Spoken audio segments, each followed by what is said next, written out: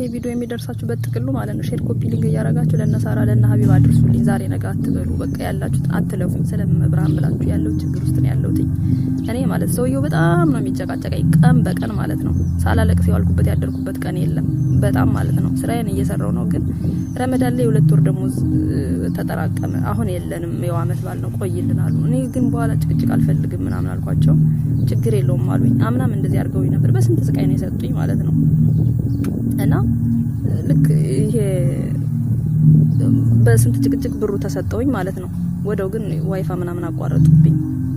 ብሩንም ሰው መጥቶ መውሰድ አይችልም እና ብዙ ነገር ማለት ነው። ምናልባት ይሄን ቪዲዮ ስሰራ እኔ ጋር በጣም ብዙ መስዋዕትነት እንደሚያስከፍለኝ አውቃለሁ። ግን ተሎ ብላችሁ እርዱ። እኔ እንኳን ለሰው ይሄን ያህል አልነበርኩም። አላውቅም። ማልቀስም ደክሞኛል። በቃ እርዱኝ። ይሄ ቪዲዮ ብዙ መስዋዕትነት ያስከፍለኛል። ከዚህ ቦታ ከተንቀሳቀስኩ ዋይፋይ ይቋረጣል። በቃ አለቀ። ውጭ ላይ ነው ያለሁት።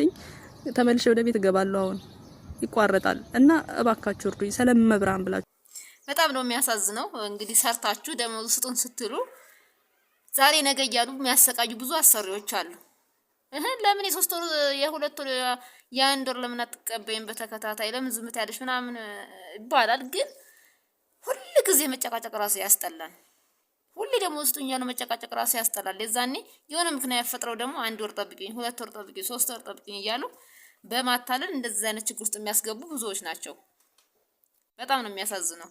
ነገር ግን በተቻላችሁ መጠን ደሞዛችሁን በየወሩ በየወሩ ካልተቻለ ደግሞ ቢያንስ በየ2 ወሩ ተቀበሉ፣ ላኩ ወይም ደግሞ የሆነ ነገር ግዙበት። ተቀበሉ፣ ላኩ። በጣም በዛ ከተባለ ደግሞ 3 ወር ከዛ በላይ ደሞዝ ታጠራቀማችሁ ዋጋ ትከፍላላችሁና አታጠራቅሙ ደሞዛችሁን በጭራሽ። ደሞዛችሁን ከ3 ወር በላይ ሁሌ አስለምዷቸው። ወዳው እንደሄዳችሁ ገና ስትጀምሩ አስለምዷቸው በየወሩ ደሞዛችሁን መቀበል።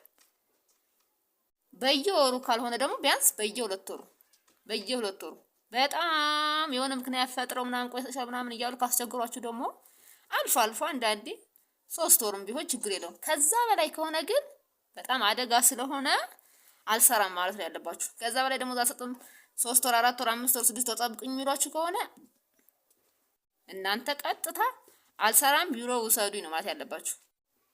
በተጠራቀመ ቁጥር ዋጋ ስለሚያስከፍላችሁ ማለት ነው። እና እቺ ልጅ ደግሞ እንደው እሱ ይርዳት፣ መርዳት የምትችሉ አካላትም እርዳት። በጣም ተሳዝናለች። ሰው ሰርቶ ደግሞ ደሞዝ ለመቀበል እንደዚህ ሲሰቃይ ያሳዝናል።